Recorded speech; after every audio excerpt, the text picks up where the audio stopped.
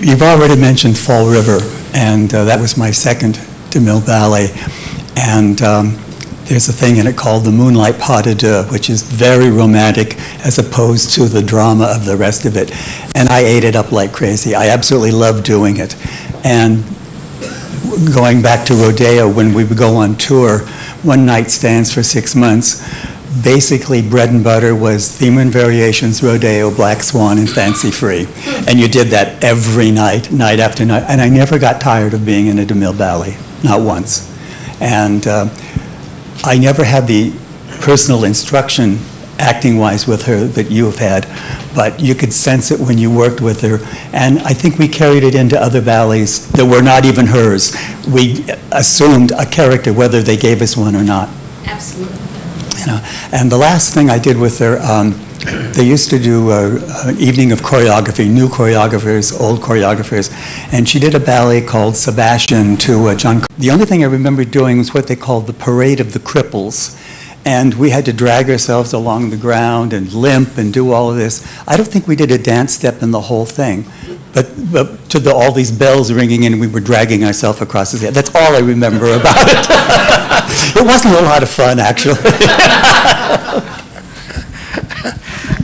I just want to give you the second half of the creation of Fall River Legend. The last show that Agnes did before Fall River Legend was Allegro. We'll probably hear more about that in the second half of the evening.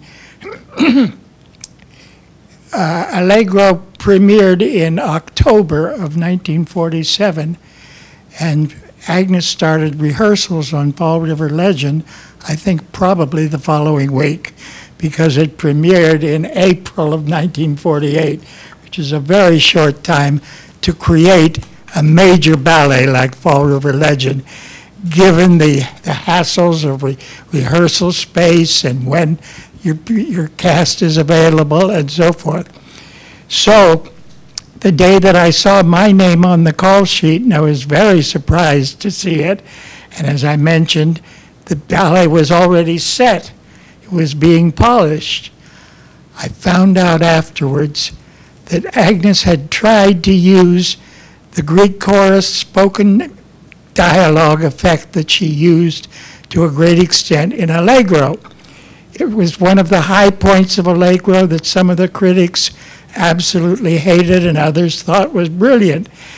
And she had a choral director on Allegro, I found out afterwards, a person who was skilled in teaching a group of people to speak in verse, or verse and prose, but in unison. Agnes decided she was going to begin Fall River Legend with the entire jury pronouncing Lizzie Borden guilty, which in itself was a real DeMille move. As most of you know, Lizzie Borden was actually acquitted, but populist Agnes studied it and felt that the people of the Fall River were the ones who acquitted her only because she was one of them, but that all of the evidence indicated that she was really guilty. And so Agnes created the ballet, making Lizzie Borden guilty. All right, so she got the whole ballet set choreographically and then started rehearsing the dancers with sheets of paper, learning the pronouncement of the jury that I just gave you a sample of, and it was impossible. At that time, dancers never did anything except dance. They sometimes had to sing at an audition for a Broadway show, but dancers danced and singers sang and actors acted. And Agnes just thought it was going to be brilliant to do what she had done a few months before with Allegro. And it didn't work. It was agony. I found out from the dancers afterwards. Agnes never told me that. So really, I saved her life at that point.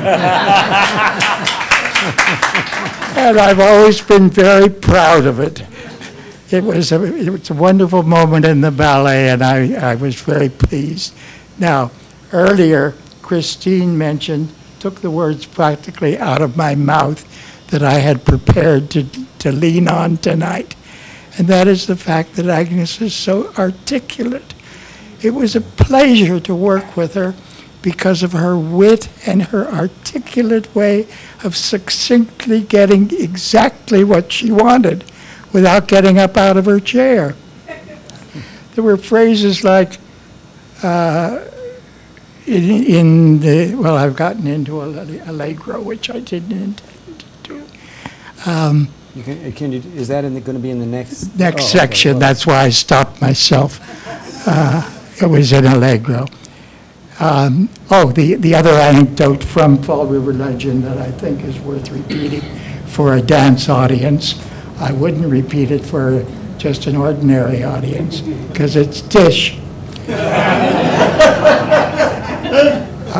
Nora fell ill, seriously ill, during that rehearsal period.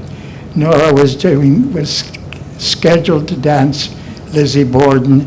She was scheduled for a big role in Tudor's ballet. She was scheduled to work with Balanchine. She was doing everything, and she was ill. And everything had to be shifted around, and Alicia Alonso was given the part of Lizzie Borden. And Alicia premiered it. She danced the first performance of it, and many of the first performances before Nora took over. But while Alicia was still dancing it and had the role under her thumb, Agnes had made a pact with Danya Krupska, who was her assistant, and had promised Danya one performance at the old Met of Fall River Legend during the premiere season. It was unheard of for her to do that. And apparently it was almost a contract that Agnes had drawn up with Danya. Danya was a strong dancer and had worked on, she was with ballet trained, had been with the Littlefield Ballet, and she was able to work out all of the point work, which Agnes, of course, never did for herself. And Danya had worked damn hard to help create Fall River Legend, and she'd been promised a performance, and she was entitled to it until Alicia found out. I understand that the fight that took place, it happened backstage. I never knew about it until many years later. Alicia was furious and would not give up that one performance to Danya. When Nora got better and came back, Nora did, of course, dance it, and danced it brilliantly. Alicia never danced it again after that, as far as I know. Oh, wrong. No, am I wrong? Yeah, Wrong. She did. She was doing it when I was doing it. Yes? Yeah. And she was really a wonderful actress herself, very passionate, very different from Nora, but brilliant. And she could do comedy. Nobody remembers that. She could be very funny, and I think she did one of Carmelita's ballets. Did she? Yeah. And now, as a matter of fact, I became friends truly with Alicia during that tour, because I had learned Billy the Kid from the ballerina who had been doing it, and I didn't know what I was doing at all. I hadn't a clue. And I said something to Enrique Martinez, and he said, "Oh, well, Alicia could teach that to you. She knows exactly. She was the first one to do it." And I said, "I can't ask Alicia. She's ballerina assoluta." And he said, "Don't be ridiculous. She'll do it." So I asked her, and she worked with me on Billy the Kid, explained what all of that movement was about, all these gestures that are in that the sweetheart does. And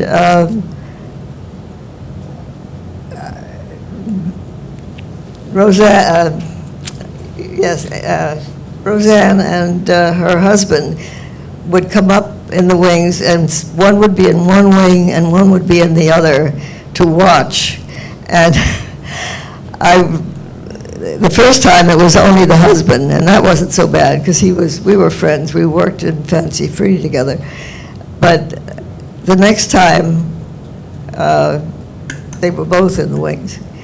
And by this time, I knew what I was doing, and Alicia had coached me on one-night stands in the intermission, and then she would do Black Swan, pas de deux, with Igor afterwards. And that, to me, has always remained such an important element of the generosity of prima ballerinas that you think would never do that. And then I heard later that she helped many, many, many people do roles that she knew, and men's roles, everything. But the night that they were both there, by that time I thought, I am not going to fall off point. And so I did get through it, and I was very proud of myself, and Alicia was proud of me, and it was great. But she was a great Lizzie Borden, she really was. Okay. You know, just, we'd like to show you now, actually, if we can. 3 clips in a row. He's gonna have time. Yeah, I was going to say Rodeo, and I did, but one quick thing about that. We had an audition for the head wrangler, and all the guys. And I've been studying Stanislavski. I've been watching dancers in rehearsal, how they smile. My idol was Sir Laurence Olivier. All this, you know, I had all this. So anyway, make along. We did the dancing, and there's one section where the men, they walk up stage right, and they turn around. There's a cowgirl, and they look at her, and she backs up. You know, they walk and they turn around. She says, "Can I come with you? Can I come with you?" And you know, that's.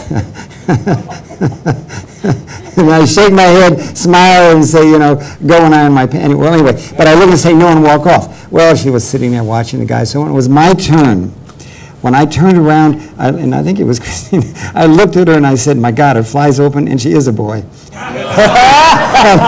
And that was the end of the audition. He said, that's the man, because I was the only one that had a smile that, you know, everybody was, I've got to turn around and smile, you know, smile before we shoot you. But I thought that, I turned around looking at my God, her fly's open. She is a boy. And that was the end of the audition. And I became the head wrangler.